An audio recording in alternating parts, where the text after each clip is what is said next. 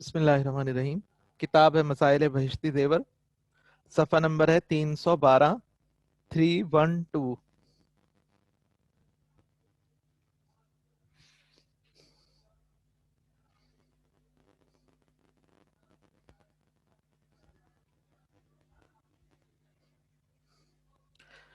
بات چل رہی تھی ہماری میت کے احکام میں، بچے کے زندہ یا مردہ پیدا ہونے کے اور حمل کے گر جانے کے احکام تھے۔ اس میں ہم نے پہلا مسئلہ پڑھ لیا تھا کہ جو بچہ زندہ پیدا ہوا، یعنی اس نے کوئی آواز نکالی ہے یا سانس لیا ہے یا کسی عضو یا آنکھ جھپکنے کی حرکت پیدا ہوئی ہے، تو اس کی بنیاد پر، یعنی جو زندگی سمجھی جاتی ہے، تو اس کی بنیاد پر اس کو زندہ سمجھیں گے، اور پھر مر جانے کی وجہ سے قاعدے کے مطابق کفن، غسل، نماز جنازہ، نام سب کچھ ہوگا۔ مسئلہ: اگر حیات کے مذکورہ بالا آثار تو نہ ہوں، لیکن مشین پر کچھ دیر کے لیے کم ہوتی ہوئی حرکت نوٹ کی جائے، یا زیادہ سے زیادہ بچہ اپنا ہاتھ سکیڑ لے یا پھیلا دے، تو اس سے حیات نہ سمجھی جائے گی اور یہ سمجھا جائے گا کہ بچہ مردہ پیدا ہوا ہے۔ پیدا ہوتے ہی مشین لگا دی جائے، بالکل ایمرجنسی کیس ہو، تو وہاں پر مشین میں کم ہوتی ہوئی حرکت نوٹ کی گئی ہے، تو اس کو زندگی نہیں سمجھی جائے گی بچے کی، بلکہ مردہ بچہ سمجھا جائے گا۔ مسئلہ: جو بچہ ماں کے پیٹ سے ہی مرا ہوا پیدا ہو اور پیدا ہوتے وقت زندگی کی کوئی علامت نہیں پائی گئی، یا جیسے ہم نے یہ اوپر پڑھ لیا کہ جس نے صرف ہاتھ پھیلا دیا یا سکیڑ لیا یا مشین میں کم ہوتی ہوئی حرکت پائی گئی، یعنی اس کی زندگی کو زندگی نہیں مانا گیا، بلکہ یوں ہی سمجھا جائے گا کہ یہ ماں کے پیٹ سے ہی مرا ہوا پیدا ہوا ہے۔ تو ایسے بچے کو بھی اسی طرح نہلانا ہے، لیکن قاعدے کے موافق کفن نہیں دینا۔ جس طرح سے مرد ہے یا عورت کا کفن آئے گا، آگے ترتیب آئے گی، ویسے کفن نہیں دینا، بلکہ کسی ایک کپڑے میں لپیٹ کر دفن کر دیں گے۔ اس بچے کی نماز جنازہ بھی نہیں ہوگی، اس بچے کی جو مرا ہوا مردہ پیدا ہوا ہے، اس کی نماز جنازہ بھی نہیں ہوگی۔ البتہ اس کا کچھ نہ کچھ نام رکھ دینا چاہیے، اس کا نام ہو جائے گا اور غسل ہوگا، قاعدے کے مطابق غسل ہوگا، لیکن اس کا کفن اور نماز جنازہ نہیں ہوگی۔ اور جو بچہ زندہ پیدا ہو، اس کا نام بھی ہوگا، غسل بھی ہوگا، کفن بھی ہوگا، نماز جنازہ بھی ہوگی، سارا کچھ ہوگا۔ مسئلہ: لڑکے کا فقط سر نکلا، اس وقت وہ زندہ تھا، پھر بعد میں مر گیا، تو اس کا وہی حکم ہے جو مردہ پیدا ہونے کا حکم ہے۔ بچے کا صرف سر نکلا تھا تو زندہ تھا، البتہ اگر زیادہ حصہ نکل آیا اس کے بعد بچہ مر گیا، تو سمجھیں گے کہ زندہ پیدا ہوا تھا، اور پھر زندوں والے حکم لگائیں گے۔ اگر سر کی طرف سے پیدا ہوا تو سینے تک نکلنے سے سمجھیں گے کہ زیادہ حصہ نکل آیا۔ اب زیادہ حصہ نکلنے میں کا اعتبار کرنا تو زیادہ کا کیسے کرے؟ اگر سر کی طرف سے نکلا ہے تو سینے تک اگر نکل آیا تو سمجھیں گے کہ زیادہ حصہ نکل آیا۔ اگر الٹا پیدا ہوا تو ناف تک نکلنے کو سمجھیں گے کہ زیادہ نکل آیا۔ مسئلہ: اگر حمل گر جائے تو اگر بچے کے ہاتھ، پاؤں، منہ، ناک وغیرہ کچھ نہ بنے ہوں تو نہ نہلائیں گے اور نہ کفنائیں گے، کچھ بھی نہیں کریں گے، بلکہ کسی کپڑے میں لپیٹ کر ایک گڑھا کھود کر دبا دو۔ اور اگر بچے کے کچھ عضو بن گئے ہوں تو اس کا وہی حکم ہے جو مردہ پیدا ہونے کا ہوتا ہے، یعنی نام رکھا جائے گا، نہلایا جائے گا، لیکن قاعدے کے موافق کفن نہیں دیا جائے گا، نماز نہیں پڑھی جائے گی، بلکہ کپڑے میں لپیٹ کر دفن کر دیا جائے گا۔ یہ یعنی جب ایسی صورتحال ہو تو حمل ساقط ہو تو وہاں پر ڈاکٹر سے پوچھنا ضروری ہوتا ہے۔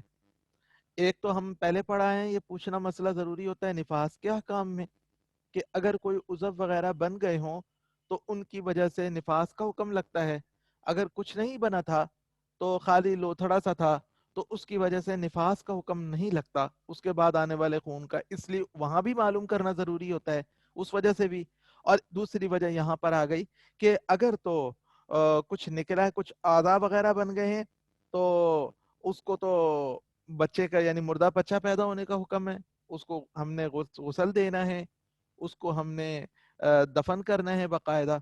और अगर नहीं बना तो कम से कम इतनी बात जरूर है कि जो भी आज़ा कुछ बने हैं तो उनको किसी पाक जगह में गड्ढा खोद कर दफन किया जाए।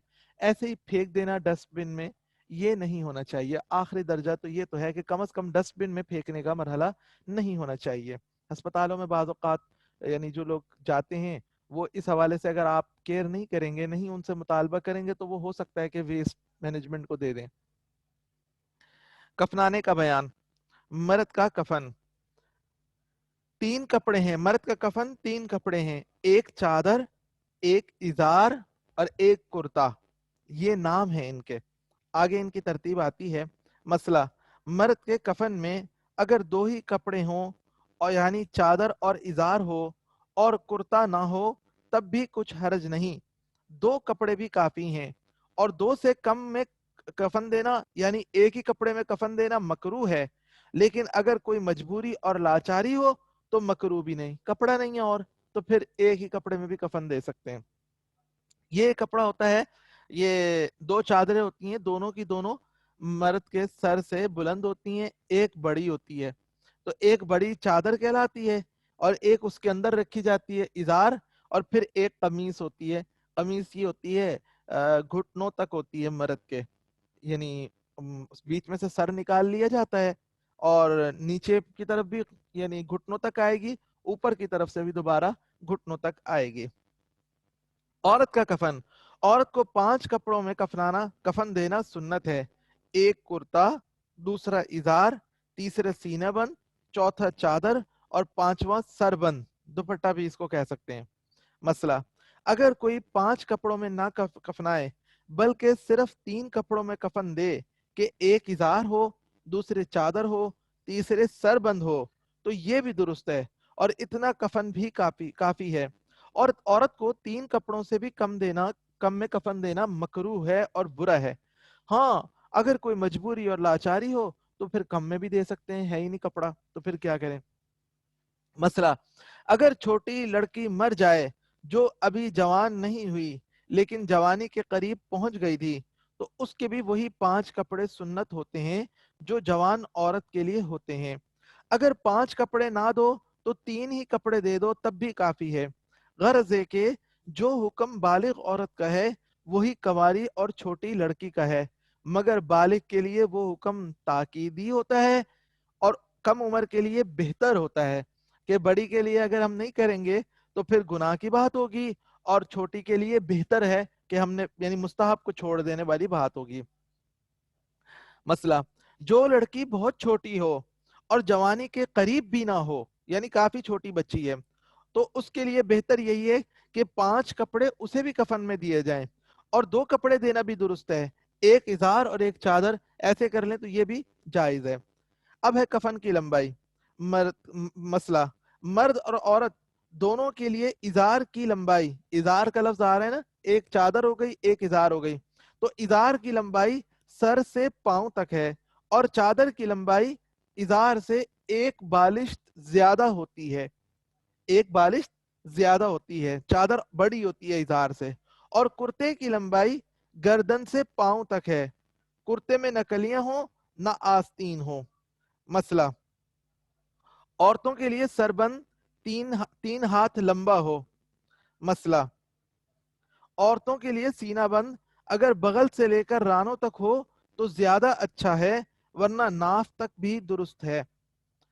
मसला, जो चादर जनाजे के ऊपर यानी चारपाई पर डाली जाती है वो कफन में शामिल नहीं होती, वो कफन का हिस्सा नहीं होती। कफन सिर्फ इतने ही है जो बयान हुआ। कफनाने का मुस्तहब तरीका। मसला, पहले कफन को 3 दफा या 5 दफा या 7 दफा लुबान वगैरह की धुनी दे दो, तब उसमें मुर्दे को कफनाओ। तो आजकल लुबान वगैरह जलाने के बजाय अगर ये करना चाहें कि अगरबत्ती से धुनी दे दें यानी कोई भी खुशबूदार चीज से धुनी दे दें तो ये भी कर सकते हैं। लुबान जला के कोयलों पे रख के उसको धुनी दें तो वो भी दे सकते हैं। मर्दों के लिए कफन का देने का मुस्तहब तरीका। पहले चादर बिछाएंगे यानी जो इजार से एक बालिश बड़ी है, जो सबसे बड़ी चादर है नीचे वो बिछाएंगे। پھر اس کے اوپر ازار بچھائیں گے. ازار ہم نے پڑھا کہ جو چادر سر سے یعنی پورے قد کے برابر ہے, یعنی انسان کے قد کے, انسان کے سر سے لے کر پاؤں تک کے برابر ہے, اس کو بچھائیں گے. اس کے بعد کرتا بچھائیں گے.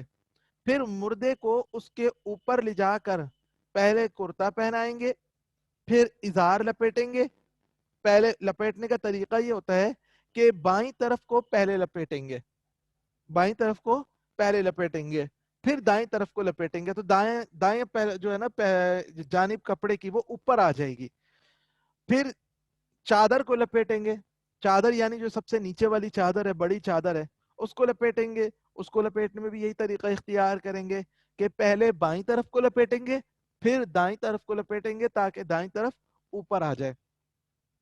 عورتوں کے لیے کفن دینے کا طریقہ, پہلے چادر بچھائیں, سب سے بڑی چادر ہو گئی. پھر ازار بچھائیں گے, ازار یہی کہ جو سر سے پاؤں تک والی چادر ہو گئی. اس کے بعد کرتا, پھر مردے کو اس پر لے جا کر, یعنی عورت کو اس پر لے جا کر پہلے کرتا پہنائیں گے اور سر کے بالوں کو 2 حصے کر کے کرتے کے اوپر سینے پہ ڈال دیں گے. جو سر کے بال ہیں عورت کے, اس کو 2 حصوں میں کر لیں گے. آدھے ایک طرف سے سینے پہ لا کے ڈال دیں گے, آدھے دوسری طرف سے سینے پہ لا کے ڈال دیں گے. ایک حصہ داہنی طرف, ایک بائیں طرف. اس کے بعد سربند سر پر اور بالوں پر ڈال دو. اس کے بعد سربند سر پر اور بالوں پر ڈال دیں گے, یعنی دوپٹہ تھا وہ دوپٹہ جو ہے وہ سر اور بالوں پر ڈال دیں گے, اس سے وہ ڈھانپے جائیں گے, بال ڈھانپے جائیں گے. اس کو باندھو نہ لپیٹو, پھر اس کو یعنی صرف ڈالنا ہے, اس کو باندھنا لپیٹنا نہیں ہے. پھر ازار لپیٹ دیں گے, ازار جو سر سے پاؤں تک والی چادر ہے اس کو لپیٹ دیں گے. لپیٹنے میں عورت کی بھی یہی ترتیب ہوگی, پہلے بائیں طرف کی لپیٹیں گے, پھر دائیں طرف کو لپیٹیں گے. پھر چادر آئے گی تو چادر کو بھی اسی طرح سے پھر چادر کو لپیٹیں گے, پہلے بائیں طرف پھر دائیں طرف. اس طرح سے عورت کا کفن پورا ہو جائے گا. مسئلہ, سینہ بند کو اگر سر بند کے بعد ازار لپیٹنے سے پہلے ہی باندھ دیا تو یہ بھی جائز ہے.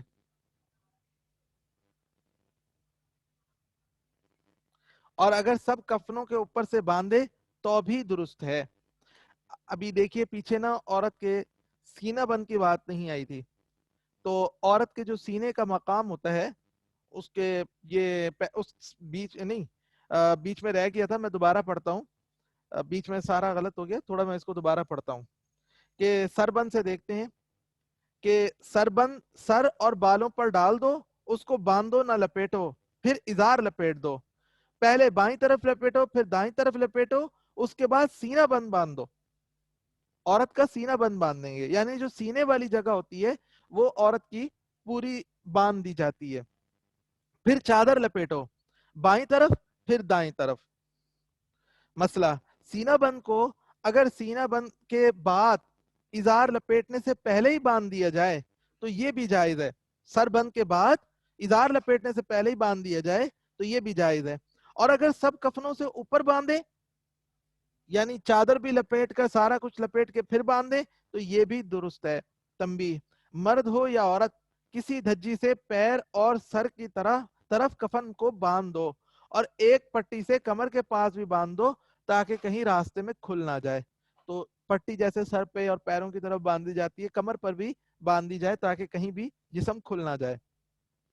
کفنانے کے دیگر مسائل.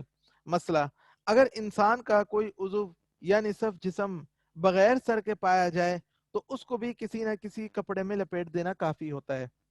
اگر کوئی عضو یا نصف جسم بغیر سر کے پایا جائے تو اس کو بھی کسی نہ کسی کپڑے میں لپیٹ دینا کافی ہے. ہاں, اگر نصف جسم کے ساتھ سر بھی ہو یا نصف سے زیادہ حصہ جسم کا ملے تو پھر گو سر نہ ہو تو پھر پورا مسنون کفن دینا چاہیے.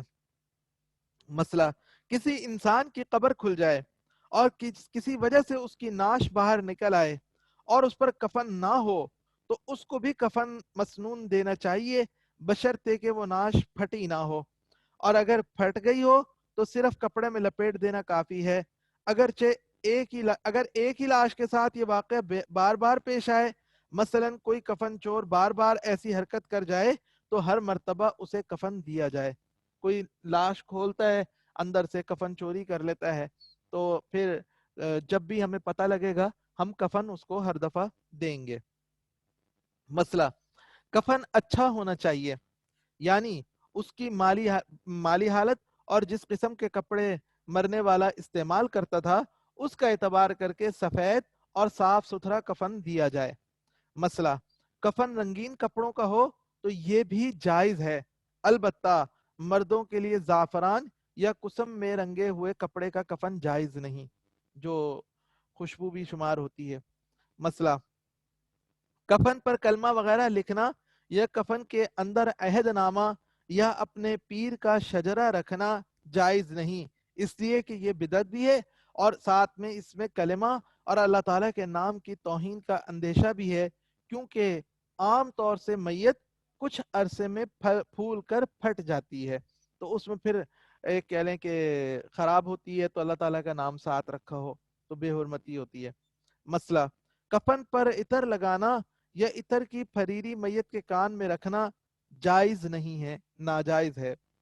مسئلہ، میت خواہ عالم ہو یا عام شخص ہو، اس کے کفن میں امامہ باندھنا مکروہ ہے اور بدعت ہے، آپ صلی اللہ علیہ وسلم اور صحابہ کرام سے ثابت نہیں ہے۔ مسئلہ، جو شخص حالت احرام میں مر جائے اس کو بھی عام مردوں کی طرح غسل دیا جائے اور کفن پہنایا جائے اور خوشبو وغیرہ بھی لگائی جائے۔ یہ خوشبو یہ کفن کو نہیں لگائی جاتی، یہ میت کو لگائی جاتی ہے، جو غسل دینے کے بیان میں انشاءاللہ آئے گا۔ مسئلہ، جو شخص حالت جی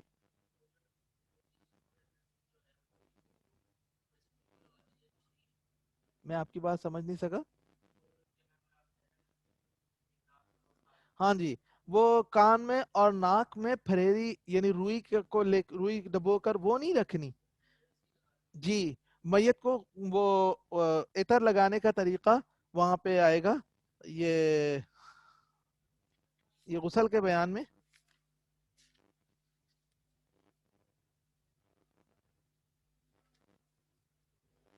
ہم نے غسل کے بیان میں پڑھا تھا یہ طریقہ کہ میت کو جب کفن پر رکھتے ہیں تو سر پر عطر لگاتے ہیں، اگر مردہ مرد ہو تو داڑھی پر بھی عطر لگاتے ہیں، یہ ہم نے پڑھا تھا۔ تو وہاں پر لگائیں گے، عطر لگائیں گے، پھریری نہیں رکھیں گے۔ مسئلہ، جو شخص حالت احرام میں مر جائے تو اس کو بھی عام مردوں کی طرح غسل دیا جائے گا اور کفن پہنایا جائے گا اور خوشبو بھی لگائی جائے گی۔ مسئلہ، غلاف کعبہ کا ٹکڑا جس پر کوئی آیت یا کلمہ نہ لکھا ہو یا کوئی اور متبرک کپڑا کفن کے ساتھ بطور تبرک کے رکھ سکتے ہیں۔ یہ اللہ تعالیٰ کے نام کی بے حرمتی وہ تو ایک علیحدہ چیز ہے، لیکن دوسری چیزوں کی وہ رکھ سکتے ہیں بطور تبرک کے، کہ تبرک حاصل کرنا وہ تو آپ انشاءاللہ فہم حدیث میں پڑھ لیں گے اور احادیث بھی کہ تبرک کا ذکر آتا ہے۔ مسئلہ، کفن کو برکت کے لیے آب زمزم میں دھویا تو جائز ہے۔ نماز جنازہ کے مسائل۔ نماز جنازہ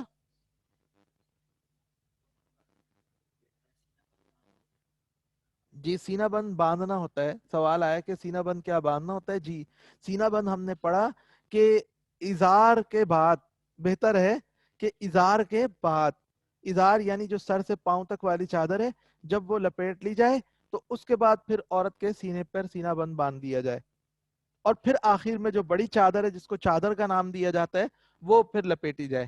لیکن یہ بھی کر سکتے ہیں کہ ازار سے پہلے بھی سینہ بند باندھ سکتے ہیں اور بڑی چادر کے بعد بھی باندھ سکتے ہیں، لازمی کوئی نہیں ہے، بہتر صرف یہ ہے کہ ازار کے بعد باندھا جائے۔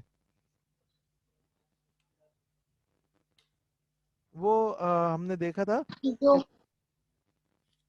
سورہ بقرہ پڑھنے کا جو مرنے کے فوراً بعد تھا، وہ ہم نے پیچھے پڑھا تھا کہ جب مر جائے تو جب تک غسل نہ دیا جائے اس کے بعد اس کے پاس آواز سے قرآن مجید نہ پڑھیں، آہستہ آواز سے پڑھیں یا پھر کسی پاک چادر سے ڈھانپ کر پڑھیں، تو پھر تھوڑی آواز سے بھی پڑھ سکتے ہیں۔ سورہ بقرہ پڑھیں یا کوئی بھی اللہ تعالیٰ کا کلام کا کہیں سے بھی حصہ پڑھیں تو پڑھ سکتے ہیں، لیکن سب کو اکٹھا بٹھا کے نہیں، کوئی اپنے طور پر پڑھنا چاہے پڑھ لے، کسی کو سپارے تقسیم نہ کریں، یہ طریقہ درست نہیں، وہ آگے انشاءاللہ اس کا مسئلہ آئے گا۔ مردے کا منہ صرف بڑی چادر سے باہر نکالنا ہوگا یا جو زار بند ہے اس کی بھی باہر نکال سکتے ہیں؟ مردے کا جب منہ ہوتا ہے وہ دکھانے کے لیے رکھا ہے تو وہ تو دونوں سے باہر نکال سکتے ہیں، نکال کے دکھایا جائے گا، اور جب یعنی لے جایا جاتا ہے نماز جنازہ کے لیے تو پھر دونوں سے ڈھانپا جاتا ہے۔ اور کچھ لوگوں کے پاس رواج ہوتا ہے کہ وہ عورت کے سر بند جو ہوتا ہے وہ سرخ رنگ کا بناتے ہیں، کیا یہ بدعت ہے یا ایسا کرنا درست ہے؟ خاص سرخ رنگ کا سربند بنانا یہ تو نہیں ہے، کفن تو سفید کپڑے کا فضیلت والا بتایا گیا ہے، تو باقی رنگین کپڑا جائز ہوتا ہے، لیکن اگر کوئی انہوں نے رواج ہی بنا لی ہے تو پتہ لگے کہ کس بنیاد پہ بنایا ہے، کیا ہو گیا، تو پھر ہی دیکھ کے بتایا جا سکتا ہے، بدعت کے زمرے میں بھی جا سکتا ہے، لیکن بلا وجہ آپ صلی اللہ علیہ وسلم نے چونکہ سفید رنگ کی فضیلت بیان فرمائی ہے، فہم حدیث میں آپ پڑھیں گے تو اس لیے سفید رنگ چھوڑ کر اسپیشلی کوئی اور رنگ اختیار کرنا یہ اچھی بات نہیں ہے۔ باقی اگر اویلیبل نہیں ہے تو کسی بھی کپڑے میں، کسی بھی رنگ کے کپڑے میں ہم کفن دے سکتے ہیں، وہ تو باہر کی چادریں، ازار، سارا کچھ، سینہ بند، سب دوسرے رنگ کے کپڑا بھی ہو سکتا ہے۔ بدعت والا ذرا آپ چیک کر دیجئے گا کہ کہیں بدعت نہ ہو، کیونکہ اکثر گاؤں میں رواج ہوتا ہے کہ وہ عورت کا سربند سرخ رنگ کا بناتے ہیں، یا جی بچی خاص طور پہ اگر لڑکی مر جائے تو اس کا سربند سرخ بناتے ہیں، جی میں نے عرض تو کیا کہ بدعت نہ ہو۔ جی میں نے عرض کیا کہ وہ کیوں چھوڑتے ہیں، یعنی سفید رنگ کو کیوں نہیں کرنا چاہتے؟ جب ایک بات حدیث پاک میں بیان کی گئی ہے تو وہ حدیث پاک کے خلاف چلنا یہ کوئی پسندیدہ عمل نہیں ہے۔ ہاں اگر وہ سمجھتے ہیں کہ یہ تو دین کا حصہ ہے کہ لال ہی کفن دینا ہے، ایک ویسے ہی اپنے شوق سے دے لیا تو وہ تو سنت کی خلاف ورزی ہوگی، وہ بھی اچھی بات نہیں ہے۔ اور اگر اس میں ثواب سمجھنے لگ جائیں گے یا سمجھیں گے کہ یہ دین کا یہ طریقہ ہی یہی ہے تو وہ پھر بدعت کے زمرے میں ہی جائے گا سیدھا سیدھا، تو وہ بھی درست نہیں ہوگا کہ جو چیز ہم دین سمجھ رہے ہیں، دین کا حصہ سمجھ رہے ہیں، حالانکہ آپ صلی اللہ علیہ وسلم اور صحابہ کرام نے باوجود ضرورت اور موقع ہونے کے نہ بتایا، نہ ترغیب دی اور نہ کر کے دکھایا۔ نماز جنازہ کے مسائل۔ نماز جنازہ در حقیقت اللہ تعالیٰ سے اس میت کے لیے دعا ہوتی ہے۔ نماز جنازہ کا حکم۔ نماز جنازہ میت پر نماز جنازہ پڑھنا فرض کفایہ ہے، یعنی اگر کسی نے بھی اس پر نماز نہ پڑھی تو جن جن لوگوں کو معلوم تھا وہ سب گناہگار ہوں گے، اور اگر صرف ایک شخص نے بھی پڑھ لی تو فرض کفایہ ادا ہو گیا، کیونکہ جماعت نماز جنازہ کے لیے شرط یا واجب نہیں ہے۔ نماز جنازہ پڑھنے کے لیے جماعت کا ہونا واجب نہیں ہے۔ نماز جنازہ کا وقت۔ نماز جنازہ جب جب جنازہ حاضر ہو جائے وہی اس نماز کا وقت ہوتا ہے۔ اگر جنازہ مکروہ اوقات طلوع آفتاب، نصف النہار اور غروب آفتاب میں تیار ہوا ہو تو اسی وقت پڑھی جائے، اور اگر جنازہ تیار ہو چکا تھا لیکن پھر تاخیر کی اور مکروہ وقت شروع ہو گیا تو مکروہ وقت میں پڑھنا مکروہ تحریمی ہے، مکروہ وقت گزار کر پڑھیں۔ اگر تو تیاریاں ساری کر رہے تھے ہم، کرتے کرتے اس ٹائم پہ جا کے فارغ ہوئے تو ہم اسی ٹائم پہ مکروہ وقت کے اندر فارغ ہوئے تو مکروہ وقت میں بھی نماز جنازہ پڑھ سکتے ہیں۔ لیکن جنازہ سب کچھ تیار تھا، قبر بھی تیار تھی، لیکن اس کے باوجود ہم نے ٹائم ہی ایسا لوگوں کو دے دیا کہ مغرب سے 10 منٹ پہلے کا، تو پھر یہ غلط بات ہے۔ اب ہم نہیں پڑھ سکتے، اب ہم مغرب کے بعد ہی نماز جنازہ پڑھ سکتے ہیں۔ نماز جنازہ کے فرض ہونے کی شرطیں۔ نماز جنازہ کے فرض ہونے کی وہی سب شرطیں ہیں جو اور نمازوں کی اوپر ذکر ہوئی ہیں، ہاں اس میں ایک شرط اور زیادہ ہے، وہ یہ کہ دوسرے مسلمانوں کو اس شخص کی موت کا علم بھی ہو، پس جس کو خبر نہ ہوگی وہ معذور ہے، نماز جنازہ اس پر ضروری نہیں ہوگی۔ نماز جنازہ کے صحیح ہونے کی شرطیں۔ یہ تو فرض ہونے کی شرط تھی کہ یعنی پتہ ہو، پتہ نہیں ہوگا تو اس کے اوپر فرض بھی نہیں ہوگی، اور اب ہے کہ صحیح ہونے کی شرطیں۔ نماز جنازہ کے صحیح ہونے کے لیے دو قسم کی شرطیں ہیں۔ پہلی قسم کی وہ شرطیں ہیں کہ جو نماز پڑھنے والوں سے تعلق رکھتی ہیں، یہ وہی ہیں جو اور نمازوں کے لیے بیان ہو چکی، یعنی طہارت، ستر عورت یعنی سطر ڈھانپا ہو، استقبال قبلہ، قبلے کی طرف رخ ہو، اور نیت ہو۔ ہاں وقت اس کے لیے شرط نہیں جیسے اور نمازوں کے لیے شرط ہوتا ہے، اور اس کے لیے تیمم نماز نہ ملنے کے خیال سے جائز ہوتا ہے۔ مثلا نماز جنازہ ہو رہی ہو اور وضو کرنے میں یہ خیال ہو کہ وضو کرنے میں لگوں گا تو نماز ختم ہو جائے گی، تو پھر تیمم کر لے، بخلاف اور نمازوں کے کہ ان میں اگر وقت کے چلے جانے کا خوف ہو تب بھی تیمم جائز نہیں ہوتا۔ دوسری نمازوں کے لیے تو ہم تیمم نہیں کر سکتے، وقت چلا جائے ہم بعد میں قضا پڑھ لیں گے، ہم اپنے مقام پہ یا کہیں پر بھی ہیں، پانی ہمارے سامنے ہے، یہاں پر پانی سامنے بھی ہے، تب بھی آپ کو پتا ہے کہ اگر آپ نے وضو کرنے گئے، جیسے ہم جناز گاہ میں عام طور سے جاتے ہیں یا مسجد کے ساتھ کھڑے ہو کے کریں، تو ادھر وضو کر کے آؤں گا، ادھر تو تکبیر شروع ہو چکی ہے، تو میرے آتے تک تو نماز جنازہ نکل جائے گی، تو آپ وہیں کھڑے کھڑے باوجود سامنے پانی نظر آ رہا ہے تب بھی تیمم کر کے نماز جنازہ پڑھ سکتے ہیں، اس سے پھر کچھ اور کام نہیں کر سکیں گے آپ۔ مسئلہ اگر جوتا پہن کر نماز جنازہ پڑھیں تو اس کے لیے ضروری ہے کہ وہ جس جگہ پر کھڑے ہوں وہ جگہ اور جوتے دونوں پاک ہوں، اور اگر جوتا پیر سے نکال دیا جائے اور اس پر کھڑے ہوں تو صرف جوتے کے اوپر کا حصہ جو پیر سے متصل ہو اس کا پاک ہونا ضروری ہے، اگرچہ تلا ناپاک ہو۔ اس مسئلے کے اوپر ہمارے ہاں یعنی کافی غور و خوض چلتا رہا کافی عرصے تک، تو اس کے بعد سے اب ہماری رائے کچھ یہ بن رہی ہے کہ نہیں، جس جگہ پر کھڑے ہوں تو پھر وہ تلا ناپاک ہونے کی بات نہیں ہوگی، پوری جگہ پاک ہونی چاہیے، جوتا بھی پاک ہونا چاہیے اور تلا بھی پاک، یعنی جو تلا بھی پاک ہونا چاہیے۔ تو یہ ہماری اس میں رائے جو ہے کچھ تبدیل ہو رہی ہے، ہمارا اس میں کافی غور و خوض چلتا رہا، تو اس کے بعد ہمیں تسلی دوسری جانب کو ہو رہی ہے۔ ہاں نہیں یا تو جوتا بھی پورا پاک ہو تب بھی آپ جی پلاسٹک وغیرہ کی چپل ہے آپ کو کیا کنفرم ہے آپ نے جوتا نیا لیا ہوا ہے تو کوئی مسئلہ نہیں ہے، اور اگر آپ نے کیا کہتے ہیں جوتا آپ کو ڈاؤٹ ہے تو پھر جوتا ایک طرف کر دیں اور ننگے یعنی صاف جگہ پہ آپ نماز پڑھ سکتے ہیں، جب وہاں پہ کوئی نجاست نظر نہیں آ رہی، خشک جگہ ہے تو وہاں کوئی مسئلہ نہیں ہے۔ دوسری قسم کی شرطیں وہ ہیں جن کا تعلق میت سے ہے۔ میت سے مراد وہ شخص ہے جو زندہ پیدا ہو کر مر گیا ہو، اگر مرا ہوا بچہ پیدا ہو تو اس کی تو نماز ہی درست نہیں ہوتی، تو لہذا نماز جنازہ کے صحیح ہونے کی میت کے اعتبار سے یہ شرطیں ہیں۔ نمبر ایک، میت کا مسلمان ہونا، پس کافر اور مرتد کی نماز درست نہیں ہوتی۔ مسئلہ مسلمان اگرچہ فاسق اور بدکار یا بدعتی ہو اس کی نماز صحیح ہے اور پڑھی جائے گی، البتہ جو دینی مقتدا ہوں وہ زجر کے طور پر شریک نہ ہوں، وہ پھر بڑے بڑے یعنی کہہ لیں اللہ والوں کی بات ہوتی ہے کہ وہ ایک بدعتی یا فاسق نہایت بدکار آدمی ہے، سب طرف معروف ہے کہ یہ بہت برا آدمی ہے، تو وہ پھر اس کے جنازے میں شریک نہ ہو، کہ یہ ایک طرح سے کہہ لیں کہ جی تنبیہ ہے، گویا کہ معاشرے کو، باقی معاشرے کو تنبیہ ہے کہ پھر نیک لوگ تمہارے جنازے میں شریک نہیں ہوں گے اگر الٹے الٹے کام کرو گے تو۔